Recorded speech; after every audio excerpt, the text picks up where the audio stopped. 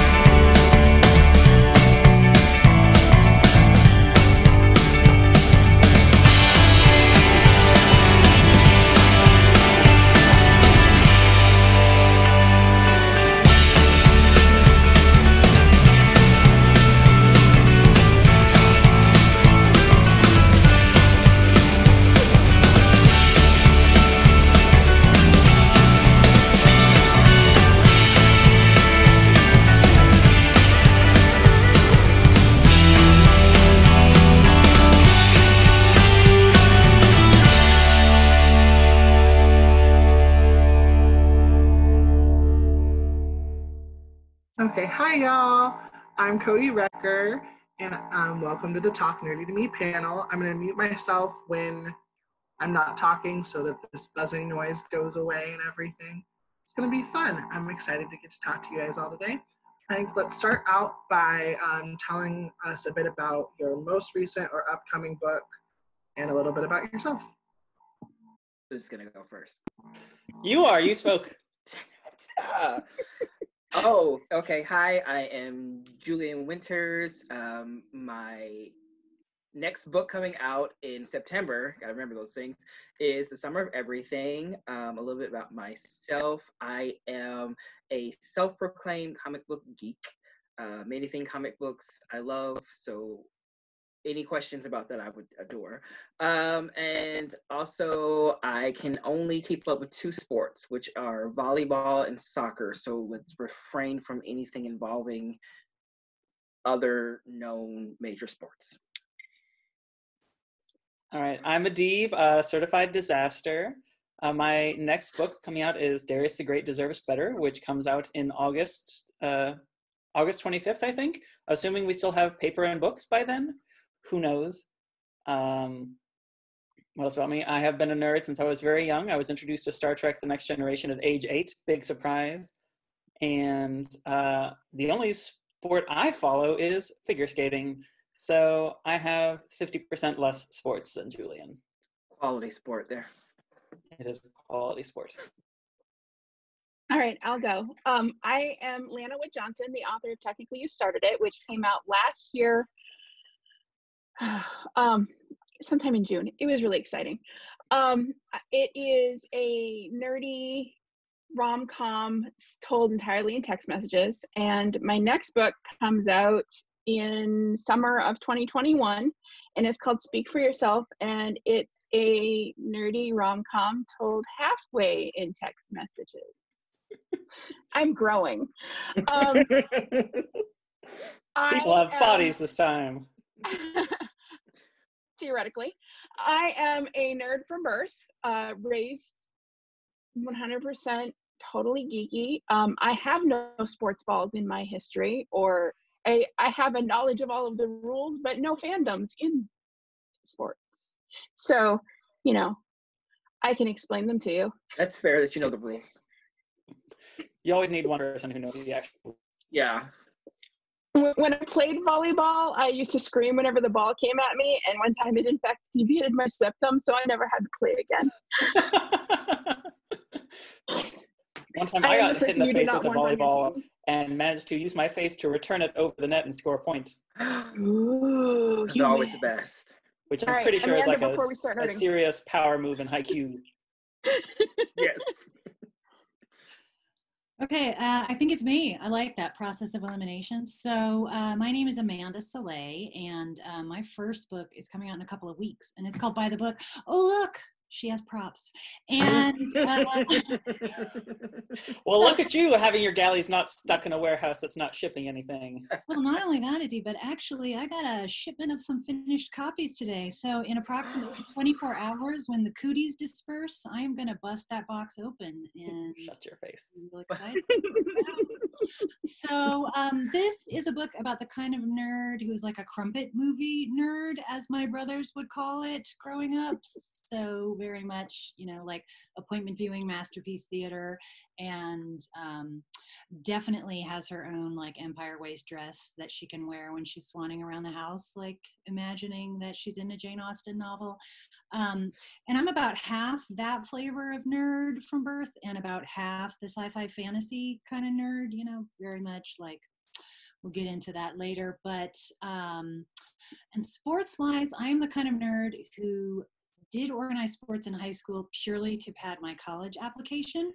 Oh, and of course. that really awkward experience of like, they're like, okay, you can be on the track team, but you can't do anything that even involves like a baton passing race because like, it wasn't even coordinated enough to hand a metal stick to the next runner. So yeah, I would like veer off completely off the track while trying to do that. So that's my sports entry point. My feet fall asleep when I run. Oh no. I clearly have zero sports ball experience. The ball thing I did was t-ball in kindergarten, which was a time. And then my brother got hit with a baseball in the face, and so I never touched sports ever again. Oh. Decided to change and, you know, do things with nerdy things instead. Next thing I want to know is what your indoctrination in nerdy culture was. Like, what brought you into becoming such a nerd? Like, you guys said that most of you might have been born with this, but like, what really like made it full flesh and everything? And let's just stay in the same order. Thanks, Cody. Mine was definitely hereditary. My father he still is, but he was such a huge nerd when I was growing up that this is back in the day of VCRs and stuff like that. He paid me, because he had to work, he paid me to sit and record Star Trek and Babylon 5 and things like that for him. And the terms of my payment was I had to sit there and press pause when the commercial came on, and then when the commercial was done, I press record again. So I literally had to watch every episode. And while the money was great, it was not. It just drew me in, and so all of a sudden I just became like so fascinated by sci-fi series and things like that. And then every Saturday or like twice a month, he would take me to the comic book store. So it was all thanks to my father that these genes started to actually, you know, rapidly form inside of me. So that's my gateway into sci-fi culture, was getting paid to record stuff. That's amazing.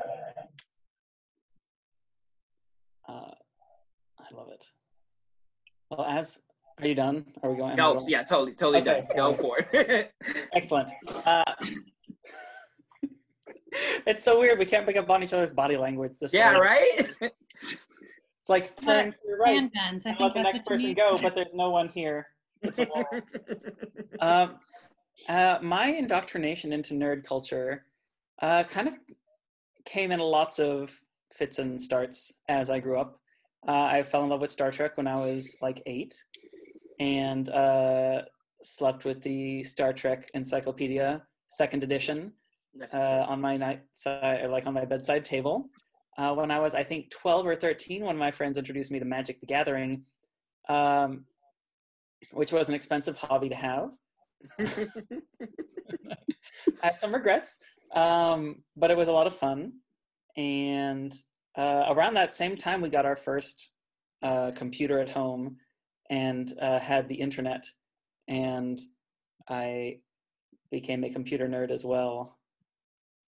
I remember running like my own IRC channel like an IRC server for a while.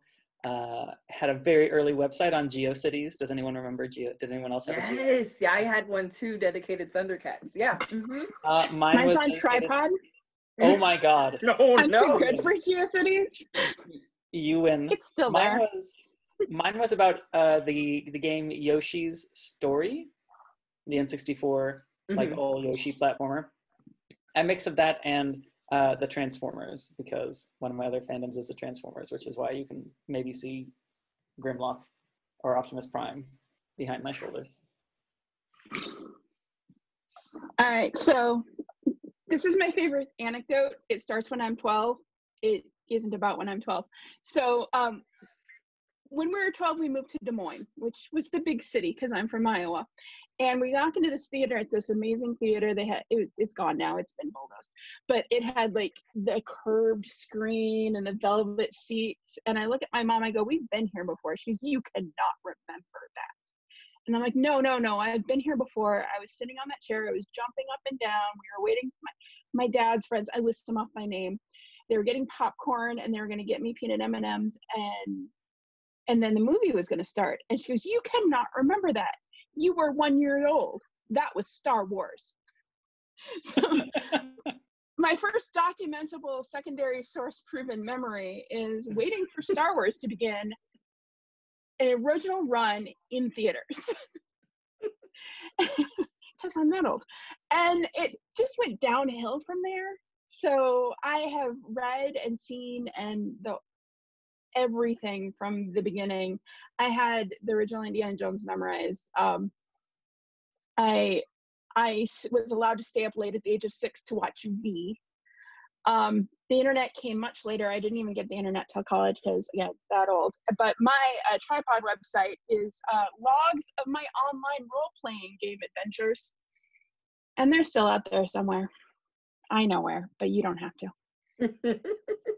I have a very important question.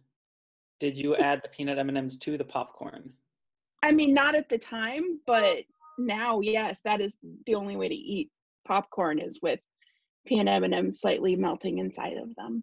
Okay, good. Our friendship can continue. We have excellent taste. Yeah, that sounds amazing. I think I just went into like a fugue state, like thinking about chocolate. And but not to cut you off, Lana, are you still? Oh no, it's your turn. Okay, because I'm even older than Lana, and so Star Wars was also my first movie at the movie theater. But like I was of an age to kind of actually enjoy it and appreciate it, and to be like hitting peak puberty around the time Empire Strikes Back came out, and then what a time. Wait for Jedi. Like, I mean, like I could have been frozen in carbonite because that was how intensely I was feeling, you know, like the romantic yearning, like, oh my God. And so, yeah. And it was like such an analog time that, I mean, there was no like online fan culture. So I had to get my mother to like take me to the mall, to the bookstore, so I could find, you know, actual magazines in print and look for any little scrap of news or like hints about what Jedi was going to be about and stuff like that. And so Star Wars was like the main one, but then at the same time, reading wise, like hardcore into Anne McCaffrey at the time. You know, I would sit in the fifth grade classroom and read like the Dragon Riders of Pern series, and like it never occurred to me that anyone would know that I was reading sex scenes in the middle of. They just think this is an exciting dragon. That's fine. The fact that these pages are dog-eared is not a clue to anyone. And it was like, you know, the 80s was like primo era of epic geeky fantasy movies in the theater. So like my family of 7, we would pile into the back of the Chevy Suburban with like the home popped popcorn in the brown paper grocery sack, and we would go see like Krull and Flash Gordon and Dragon Slayer. Oh wow. And I mean, yeah, all of that. Like, That is the music of my childhood. yeah, and we, The trauma of my childhood. Those movies messed me up. They're crazy. Yes. Like the music and stuff like that. Just like, wow. I mean, you can't really hear Queen without, Yeah. hearing Flash. Highlander. Oh my gosh, Highlander. Are you kidding? Yeah. Anything that had like a Ryan Perry, Roxy Music soundtrack was there for it. Next thing I want to know is what's the most you've ever geeked out for a specific fandom, and what was that? Can you tell me that story, if there is one? I can go first, so Julian doesn't have to. Yeah, thank you. I like to joke that I don't actually have a fan gene. I'm kind of an all-purpose nerd, but when I was in college, I fell in with a bad crowd, and I found online role-playing games, and the game that we were playing was Amber Mush, which is based on Roger Zelazny's great Chronicles of Amber, like the whole 10-book series. And I played 24/7, 365 for 6 years. And at one point, I applied to be one of the feature characters, which means I was a book character, and I still have around here, I'll find it, the notebook containing all of the notes to apply for Dara, who is the sort of, but not really, love interest in book 2, and then the mother of the second 5 books. And I obsessively researched it and applied for it, and got that, and I got to play Dara, and that was as deep as I go. Is I still don't like certain people from that era, and I can't quite remember why, but I know it's a very good reason. Online RPG drama can be very intense. I played in a number Very of them. intense. One was like a Star Trek one was a Babylon 5 one was a Kingdom Hearts one. There's so much drama, and I still get mad about the way some people behaved toward me during those times. The best thing about it, though, was like I really I was like 2021, and I desperately wanted to be one of the cool kids. Okay, so we had to write, to be one of the cool kids, we had to write in type third, past tense, in character, 100% error-free, spelling and grammar, and at about 150 words per minute. And that's where I got all of my typing skills. That's intense. I still don't think I can type 150 words a minute error-free. Yeah, I'm down to about 120. I'd like to know. Like, I can do about 100 error-free words per minute, or used to be able to, but. If I'm just transcribing, I can zoom. It's kind of disturbing. When I'm actually typing, like, I think my best sprint was 2,000 words in an hour. That's so many words. I actually type slower if I'm transcribing. It's like there's like an extra processing that goes on, whereas if I'm just like writing from my brain, it goes so much faster. That means you're typing words and not characters. If you try to interpret the word and then type it, you go a lot slower. But if all you're doing is the letter at a time, you go a whole lot faster. That's the I don't know if my brain works that way that I could do a letter at a time. You have to teach it. You have to teach it. All right, somebody else. Back in 2016, around the dark time, I was introduced to an amazing anime called Yuri on Ice. Mm-hmm. And it helped me get through the dark times. And to this day, I still take figure skating lessons purely because I loved Yuri on Ice so much that I wanted to learn how to figure skate. Wow. At least I was taking lessons. I was taking lessons up until the stay-at-home order was issued, and now I can't go skate because no one's allowed to go. You will skate once more. I love that. It's hard to do in the living room. It is. I do sometimes put my boots on and put the guards on and walk around and just like keep that muscle memory as best I can. But it's not the same without some ice. If you lived in Minnesota, there's a chance. Then I I have to worry about the giant mosquitoes, though.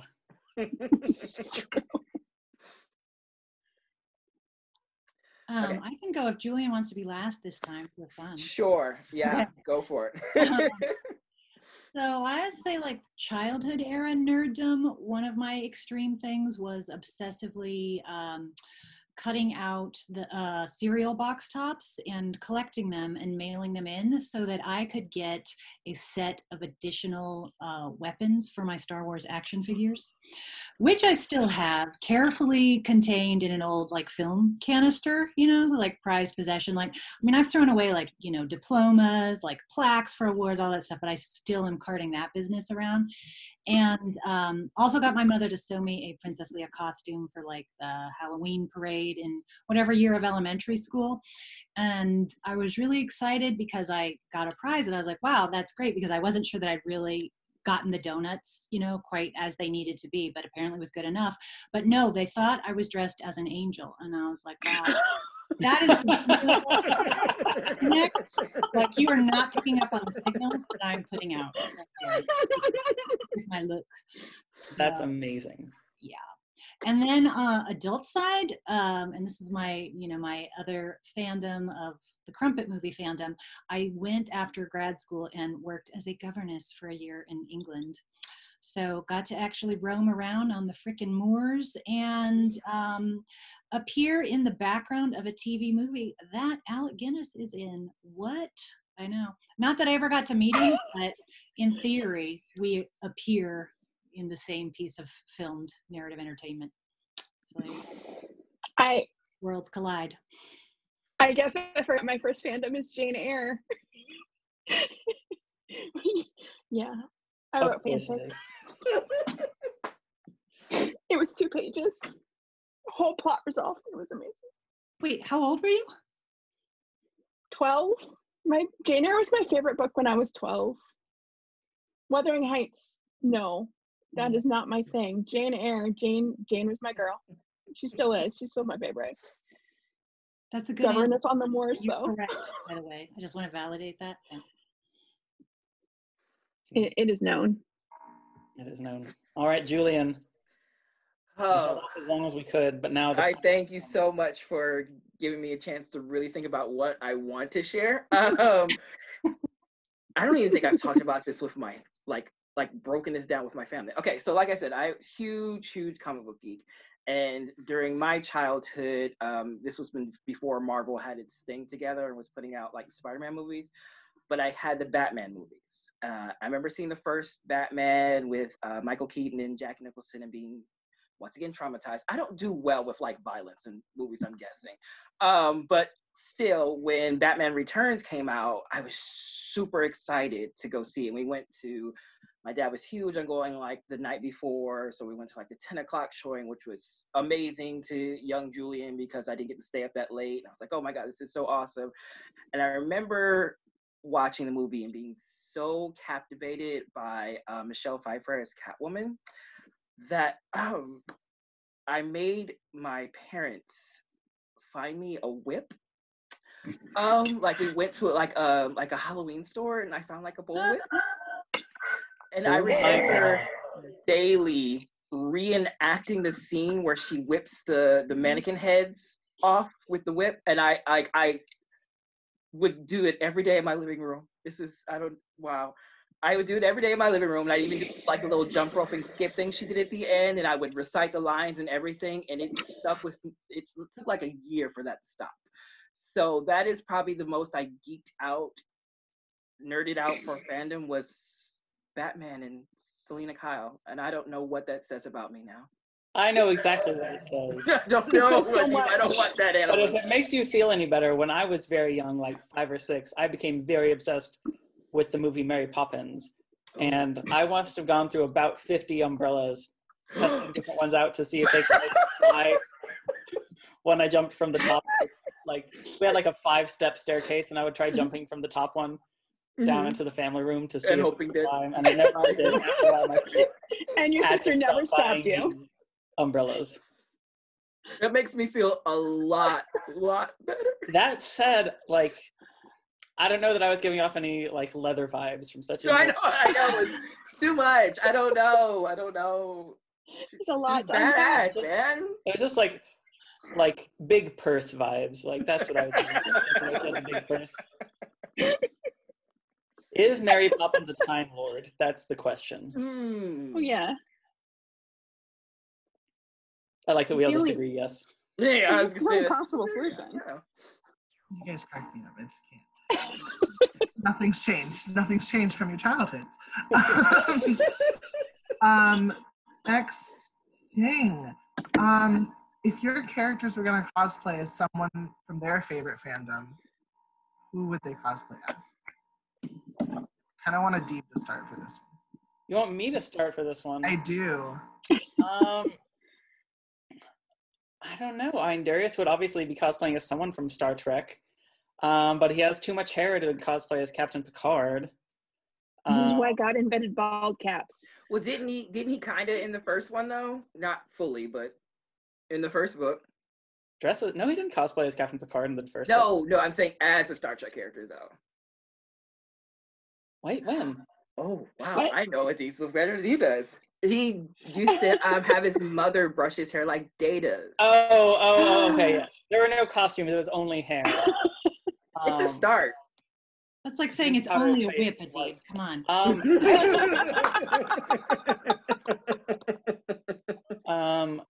But I think Both Darius would probably actually cosplay as someone from Star Trek Discovery.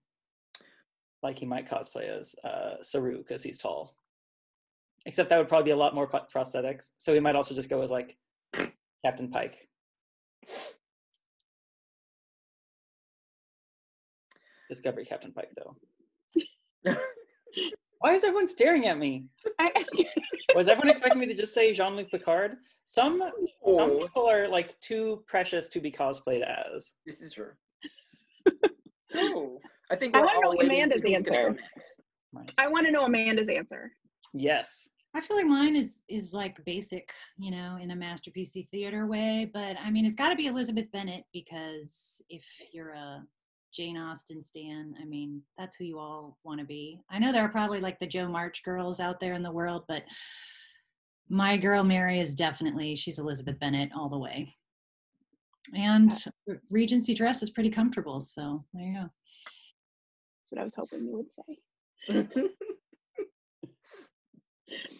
All right, I can go again and let Julian have more time to think if he needs I don't it. have to have. I have a cheap you one know for this this one? one, so I don't need it. Oh, okay. Oh, Well, I do really? too, so it's easy.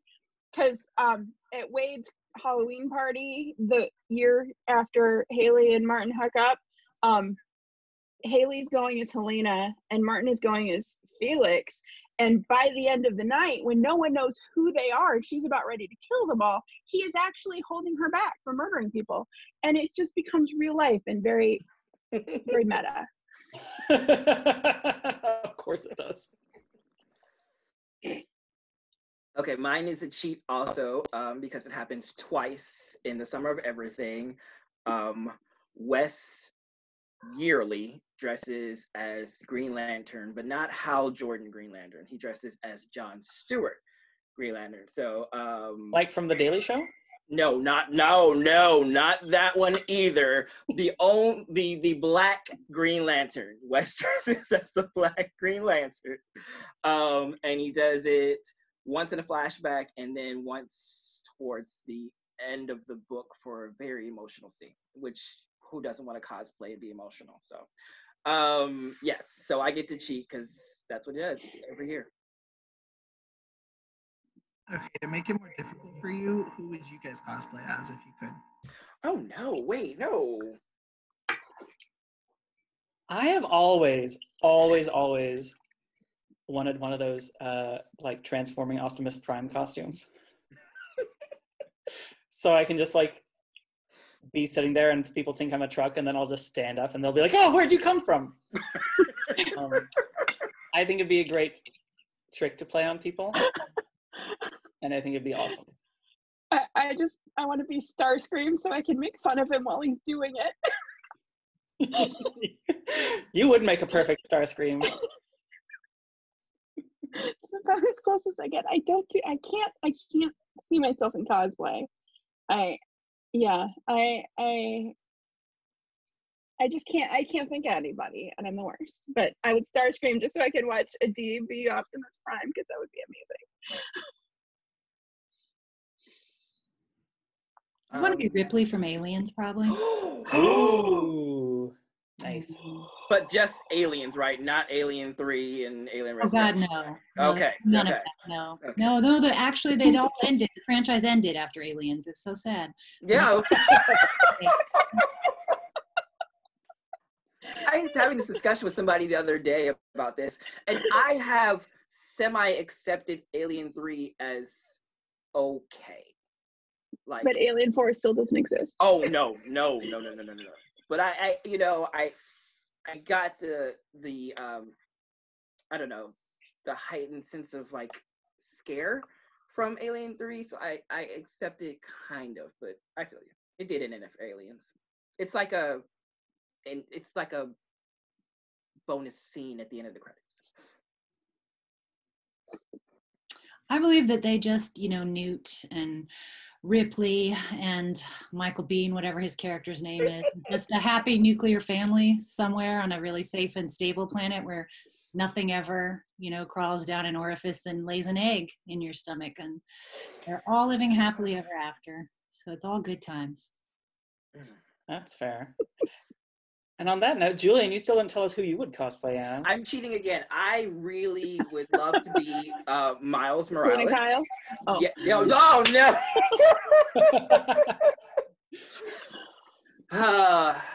In some other world, yes, I would be Selena Kyle. But I would listen. I like Into the Spider-Verse was so inspirational to me. It's such a great movie. And I would love to be Miles Morales. I'd also love to be Miles Morales because then I can wear a hoodie and shorts, so no one gets to see me in like a skin-tight superhero costume. So I'm definitely feeling that vibe too. A cardboard robot costume offers the same benefits. This is true. Plus high-pitched screaming. Oh my god!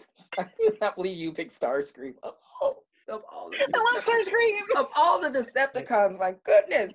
Right. My time is come. It's like saying Cobra Commander or something. Like, Oh, Cobra Commander. The question is, if you're being Starscream, like, who's your Megatron that you're constantly trying to undermine? Oh, I know who it is, but we can't say it on recorded. Oh, yeah, no. Oh, okay. We're being nice. Who am I not trying to constantly undermine? That's fair. I'm not sneaky. It's fine. Cool. Not innocent or sweet, but it's okay. We'll pretend for you. This next question was also like asked by a viewer, but also one that I came up with. It's kind of like a mix between both of them. So yay. How do you make them accessible for people that don't have the same level of passion or don't know anything about the fandom or geeky stuff that you're writing about? Oh, I don't do that. I just make it. Oh, I love that answer. I just make it as nerdy as I want it, and I'm consistently surprised that they let me publish books. I think, like, from a craft level perspective, though, like, Google exists. People can look things up if they want. But also, B, like, I don't always know what everyone around me is talking about. But I can still usually pick up based on context clues. And especially if you're writing YA, you're usually kind of in or adjacent to someone's head, depending on if you're, first or third person. And it makes sense to the character. And so at the end of the day, it doesn't always matter if the minutiae of it makes sense to the reader. Or at least that's what I think. And no one has tried to stop me yet. I'm in a different boat because not all, first of all, I don't always have context clues of inside the head, and not all, my main character isn't the only nerd. I got a whole set of them. I get the wide array.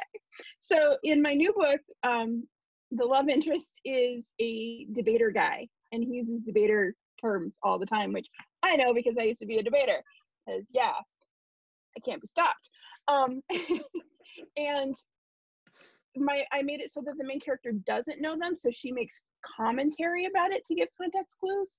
And then she's a super coder, so I have to like break some of the terminology down, and I kind of use it against people. So I go super deep when I want her to be keeping herself separate from people, and then have her explain herself when she's trying to connect with people, because I'm not manipulative.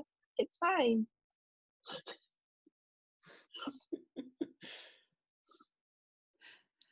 I guess my answer would be that I don't know that I actually did succeed at it. We'll see in a couple of weeks here. But one thing on just a pragmatic level is that I did stick a glossary at the end of the book written in the voice of the character, which is just kind of like, if you want to know what book she was talking about when she made that reference to, like, you know, somebody becoming a morphine addict and like dying of poverty while working at a hat factory, that was this book, you know, in case like, oh my God, after that description, I got to go out and read that like right now. So there's a little bit of that. And then the other thing was just trying to evoke the feeling of it, so that even if you hadn't read that specific book, you could still laugh at the joke, because you would just get a sense of like, this is the kind of book in which, you know, these dramatic things happen, and it's about sort of like economic disparities and, you know, this and that and the other, and this kind of behavior and stuff. And the other thing I was thinking of is that when I was first starting out writing, and I lived in Greeley, Colorado, where the great writer Connie Willis also lives. And so she was doing a signing because her World War II time travel series, the first one had just come out, Blackout, which is a really great read. And so I went to the signing, and I convinced her to have tea with me afterward. And we were talking about things like that. We were talking about that issue of like, oh, some writers talk about, oh, characters just talk to me, you know, they just appear in my head and they start telling me I want to do this and I want to do that, and they start driving the plot in different ways. And she was like, hell no, I tell characters what to do. And she said, for example, in one of her most famous books, the Doomsday Book, she needed somebody who would ask the main character questions, who would plausibly not know things. So she had this young boy who was like a relative of somebody else on this Oxford time travel team, who would come in and be able to say like, oh, but why, you know, did this happen during the plague era? And why do we have to do these calculations and blah, blah, blah, without sounding like an idiot, or like whatever the bimbo sidekick in a sci-fi movie, be like, oh, but doctor, I don't understand, you know, or whatever, like that tropey thing would be. So yeah, that is my answer. I still want to be there. You need to tell me the second you get your first hate tweet that someone has read Anna Karenina and Vronsky's just not living up to their expectations. So I need to know. I spoiled the ending, so. I'm sorry, Okay. the book is how many hundreds of years old now? The window of spoilers has passed. Spoiler alert, yeah. Spoilers, yes. There is no happy ending in Anna Karenina. So. It's Russian, of course there's not a happy Tolstoy. ending. Like, come on. The only thing that ever came out of Russia that had a happy ending was Rocky IV. Oh, wow. There, I said it.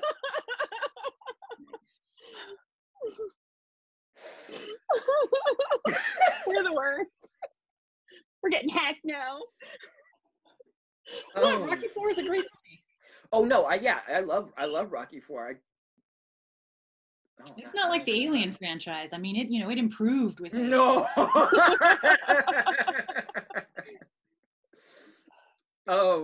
Let's see.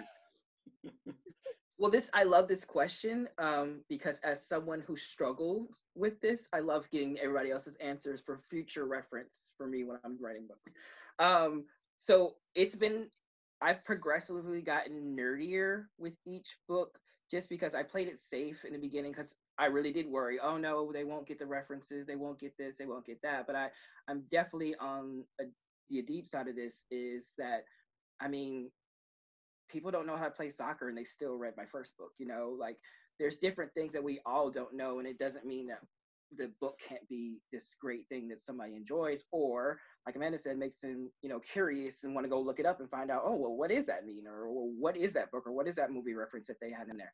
So I've been progressively getting nerdier and kind of saying, you know, like everything in life, we learn as we go. But with this book after the Summer of Everything, I really challenged myself in the sense that I decided, okay, let's be super nerdy by writing about fandom, but also let's create our own comic book character. So now I'm really going to throw the reader off by giving them a brand new original person. It's like, okay, but you don't break down everything for them. So I'm just screwing my life all over with this nerdiness and trying to write about it. It's all good and fun. Yeah. You're not alone. Just know you're not alone. Thanks.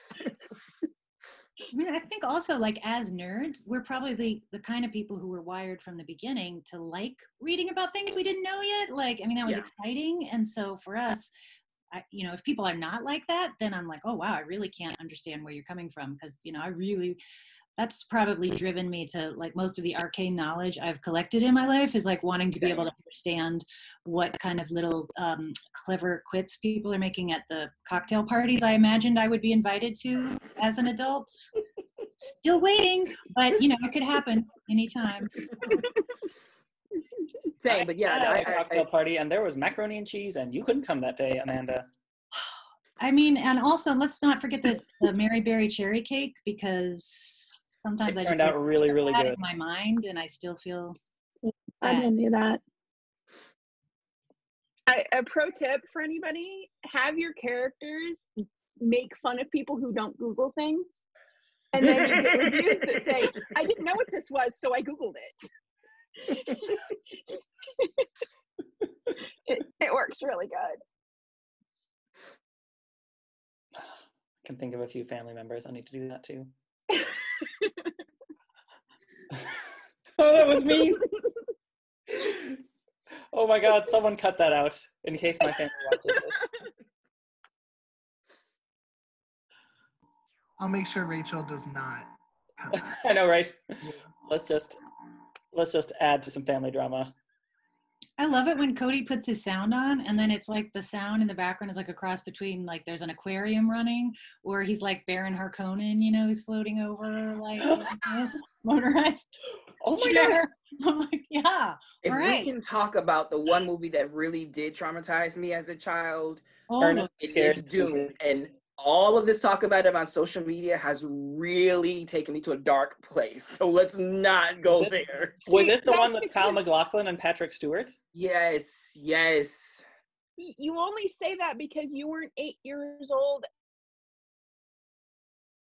It was, what year did that version come out?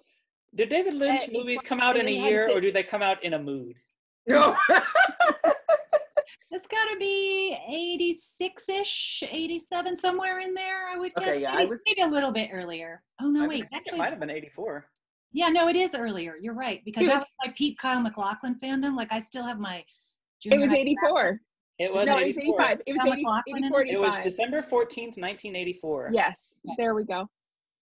Yeah. I knew my went to see that just because I thought Kyle MacLachlan was cute, and I was not brave enough to see Blue Velvet. So, yeah. I love Velvet. Dune. Oh my gosh. I know it's bad.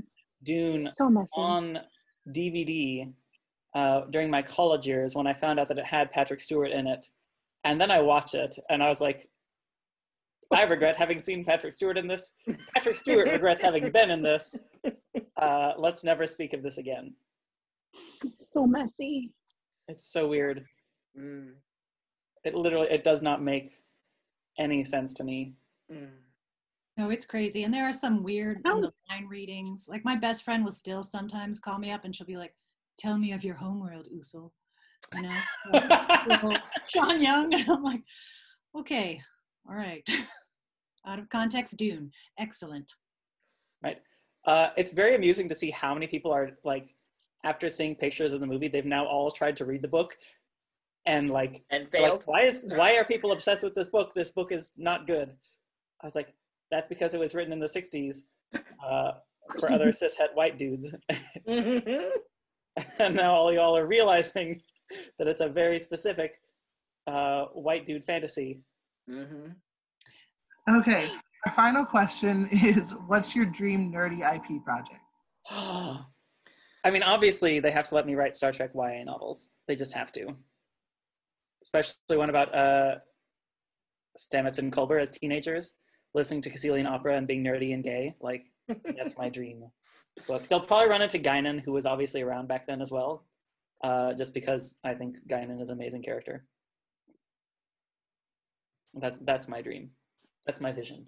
That's moderately specific, Adib. Like, I feel perhaps... It's not like I've talked at length with this idea with other authors who also love Star Trek.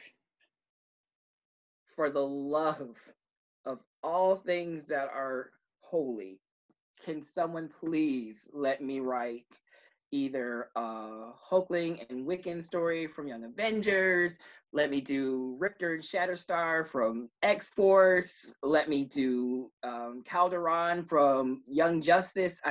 Please let me write a queer YA comic book related something. Whatever. I'm putting all of my feels out there for that, okay? Do it. Yes, I have ideas. Have you seen the Aqualad graphic novel that's coming out? I got to do a blurb for it, and it is so good. So I went on for a little too long in my email to the editor. Yeah, so super excited about that. But yeah, come on, let me write something comic booky. I want that for you. Mm. I want to someday, I want them to do all another set of modern Jane Austen reimaginings, and then somebody say, Amanda, you go ahead and do Persuasion.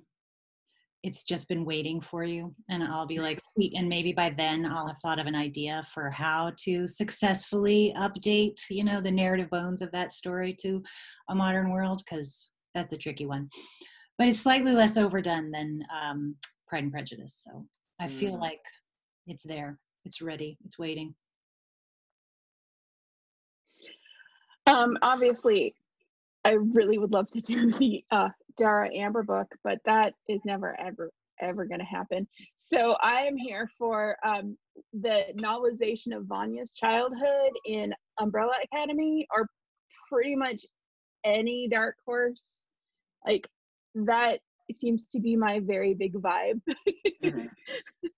Messy, complicated teenage girls with too many superpowers is my fantasy ideal, and Adib has read that. It wasn't great, but I love it. It was great.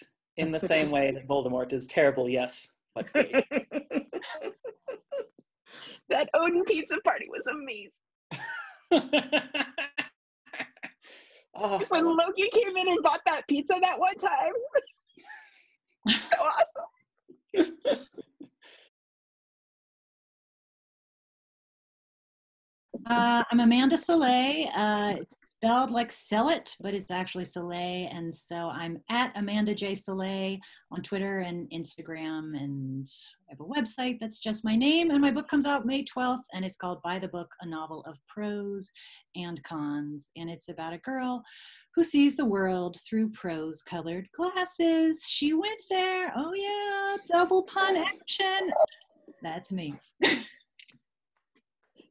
I love it. Does the J stand for Jane Austen? It stands for Jordan. So someday when you see a really smutty line of romance novels written by Amanda Jordan, that'll be me. I mean, I haven't written them yet, but that's the goal. Yeah. Or have you? Or have I? Okay. Well, I will go next since I tacked on to yours. I'm Adib Khorram.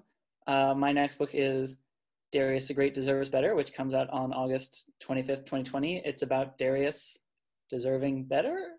I'm still waiting to hear someone else pitch my book so I can copy that and use it. And I got you that. Yes, exactly. And I am on the Twitter and Instagram and Tumblr at Adib Khorram, ADIB KHORRAM. Come visit me in Animal Crossing. My town is named Chi-Town, CHAITOWN. I'm just joking. My gates are constantly closed because I'm paranoid. Message me beforehand. I'll open the gates.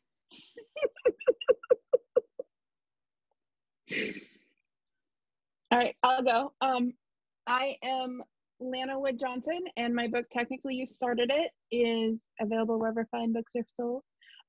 It is a text transcript novel, and I just want to make sure people know that. It's not normal.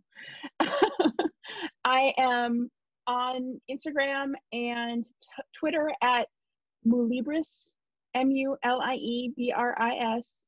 and that is the goddess of fate responsible for women's luck outside of the household. That's why I picked it. And also Lana Wood is one of the Bond girls, so I couldn't really use that. My next book, Speak for Yourself, comes out next summer, and you can add it on Goodreads. I am Julian Winters. My next book, The Summer of Everything, comes out September 8th of this year. It is a book about a comic book geek slacker who wants to spend his summer trying to finally get the courage to ask his best friend out on a date. And all of that is thrown out the window when he finds out that the local independent bookstore that he works at is being shut down by a coffee corporation. You can find me on the internet at like 7 different usernames because I guess Julian Winters is too common to just one person. So on Instagram, it's Winters Julian. And then on Twitter, it's Julian W_writes, which is just way too long. Julian Winters on Twitter. Can you give up your handle, please? And then I'm on the Tumblr also, Julian Winters, hey, because no one on Tumblr wants that name. And that's all for me. I'm Cody Roecker, and you can find me on Twitter at Cody Roecker, Roecker, and on Instagram at that_creative guy, because I created it when I was 12.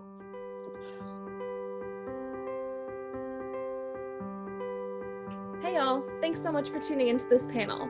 If you're looking for more panels like it, make sure you check out the All By Myself playlist on our YouTube page. It'll tell you all of the different panels that you're able to watch.